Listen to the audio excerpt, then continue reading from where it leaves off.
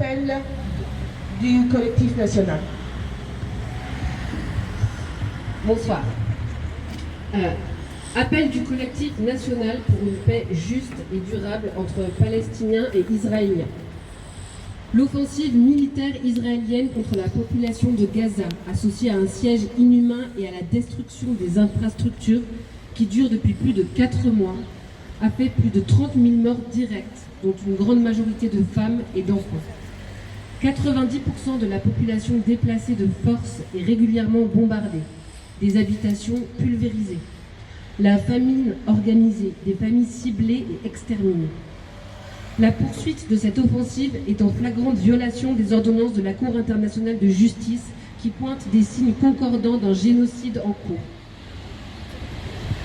L'annonce par Israël d'une nouvelle phase de son offensive ciblant Rafah, où plus de la moitié de la population de la bande de Gaza se trouve concentrée à la suite de déplacements forcés, va plonger cette population dans une horreur absolue. Dans cette situation, le collectif national pour une paix juste et durable entre Palestiniens et Israéliens appelle à une mobilisation de tous les instants contre le génocide en cours, pour un cessez-le-feu immédiat et pour la levée immédiate du blocus inhumain qui affame la population de Gaza. Le collectif interpelle les autorités françaises. Alors qu'elles ont accepté, voire encouragé au départ, l'offensive israélienne contre la population de Gaza, il ne suffit plus d'exprimer sa vive préoccupation, il faut passer aux actes. Suspendre toute coopération militaire avec Israël et prendre des sanctions diplomatiques et économiques contre l'État d'Israël tant qu'il ne se conforme pas aux ordonnances de la Cour internationale de justice. Eh ben, nous, c'est la première fois qu'on vient et ça fait plaisir de voir qu'il y a du monde. Chers amis, moi je vais juste... c'est un entretien d'un médecin qui s'appelle Raphaël Petit, qui a été interviewé par Le Monde. Et donc, Le Monde pose les questions suivantes. À quoi ressemble aujourd'hui un hôpital à Gaza? C'est le chaos. À l'intérieur, il y a environ 6000 personnes la journée et plus encore la nuit. Et les bombardements sont plus intenses. L'hôpital qui a été vidé de 900 lits au moins 900, les blessés, leurs proches errent sous le choc. Les canals de l'Énou sont posés tout en mur en attendant d'être enterrés.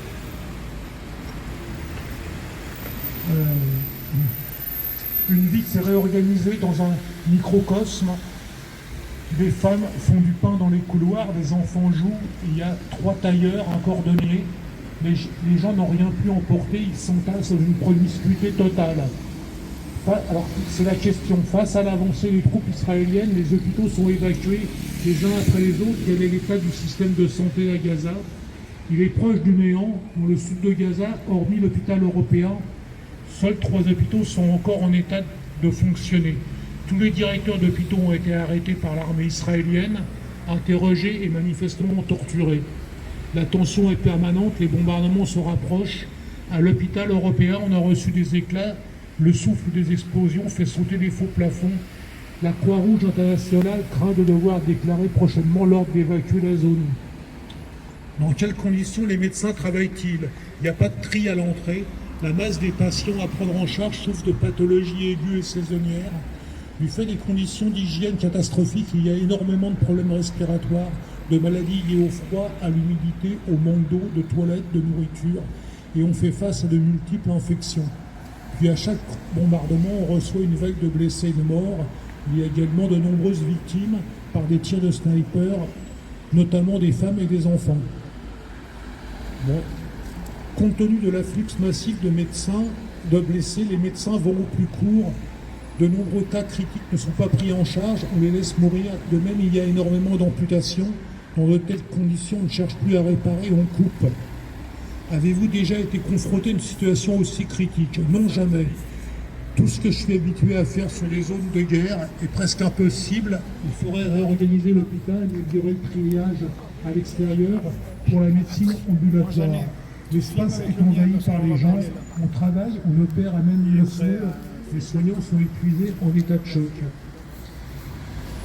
Les taux se resserrent sur Rafah et le sud de la bande de Gaza. Environ 1 300 000 personnes y ont trouvé refuge. La zone peut-elle absorber un tel afflux de déplacés?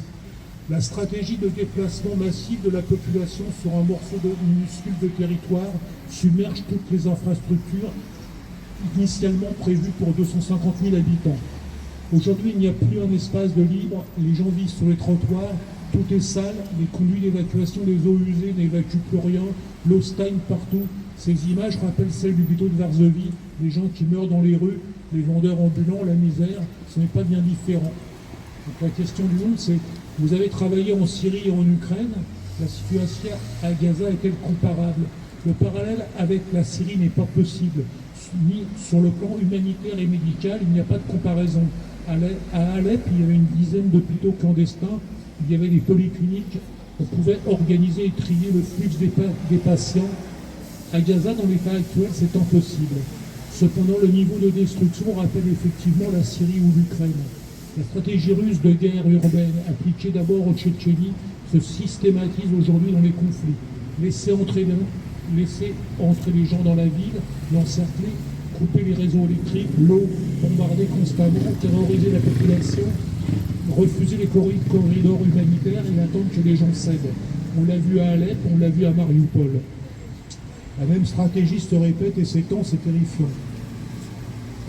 La Cour internationale de justice a ordonné à Israël de prévenir les actes de génocide et de prendre des mesures pour améliorer la situation humanitaire. Qu'en est-il? Il n'y a aucune amélioration. Puis, la situation se dégrade. Où est l'approvisionnement massif d'aide humanitaire exigé par l'ONU? On est en face à un génocide, à une volonté d'amener la population dans une situation de précarité extrême, de la concentrer, de supprimer les hôpitaux. Il faut un cessez-le-feu immédiat et permanent, c'est la seule solution.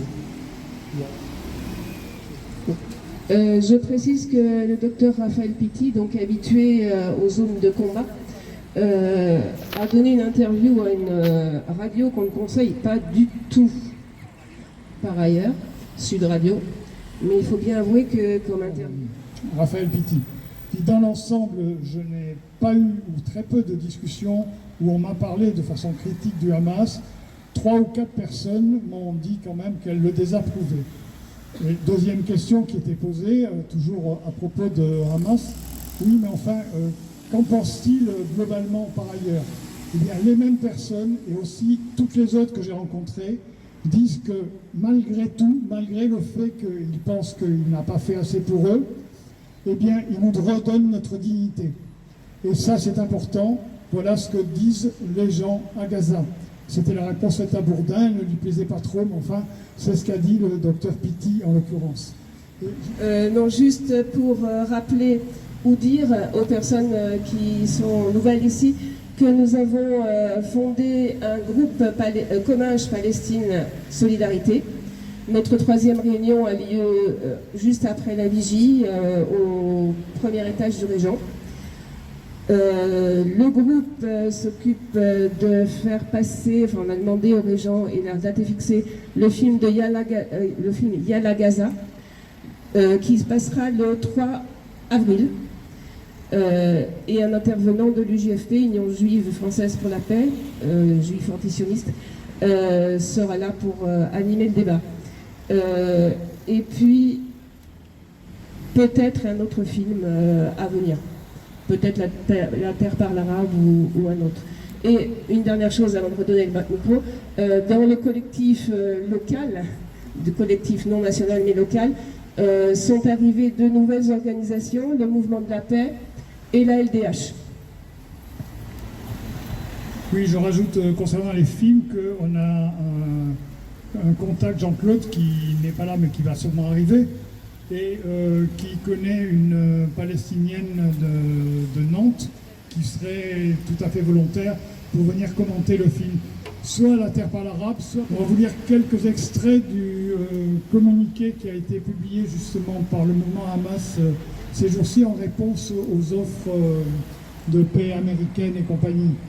Je laisse Aude. Juste pour commencer, on n'est pas copains avec le Hamas. Simplement, le Hamas est l'interlocuteur des pourparlers, puisque c'est lui qui gère la bande de Gaza. La semaine dernière, on avait lu la réponse du Hamas à l'offre de paix généreuse faite par le Qatar, l'Égypte, les États-Unis et Israël. Donc on l'avait lu ici.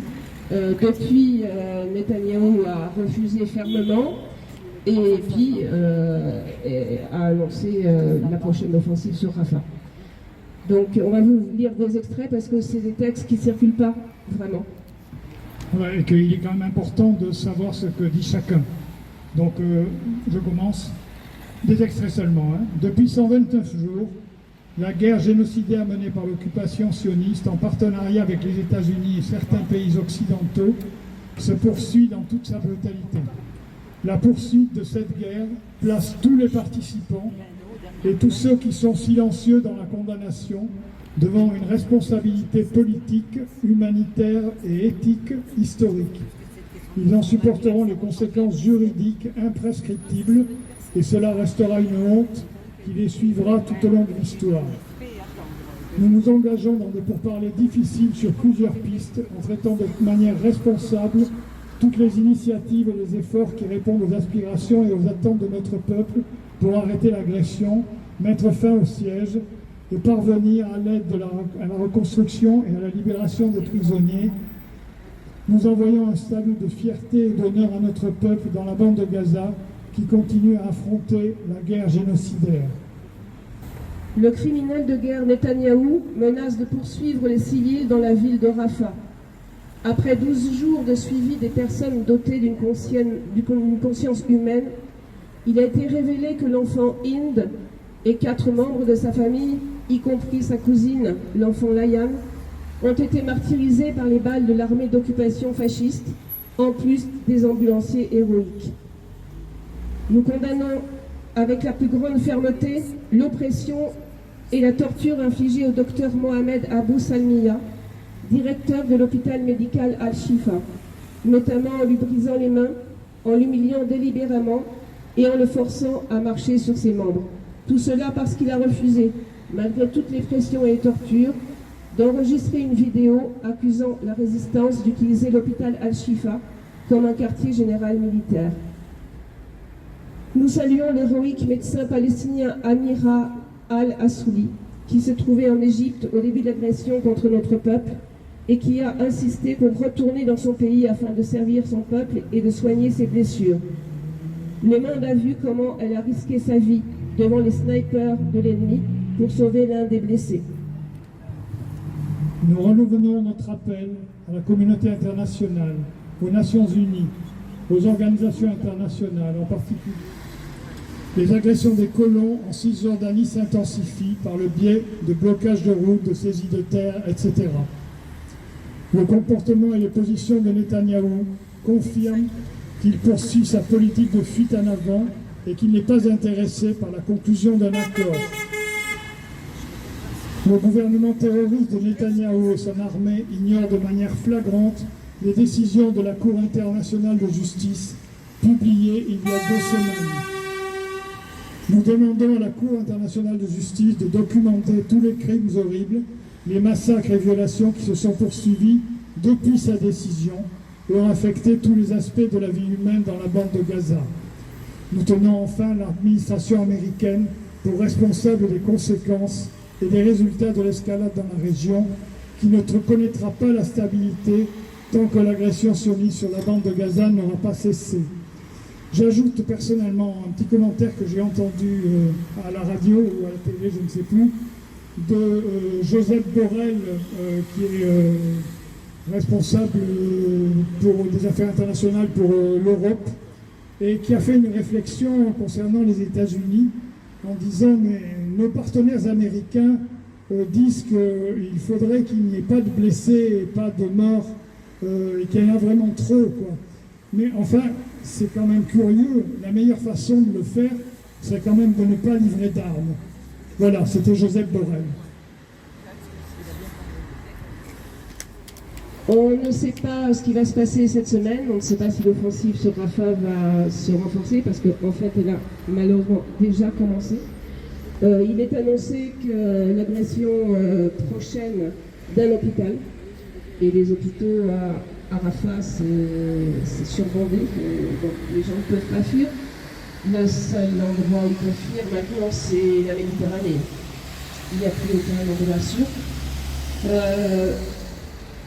Nous avons rendez-vous, le collectif national, donc avec toutes les organisations et les autres, mercredi prochain à la même heure.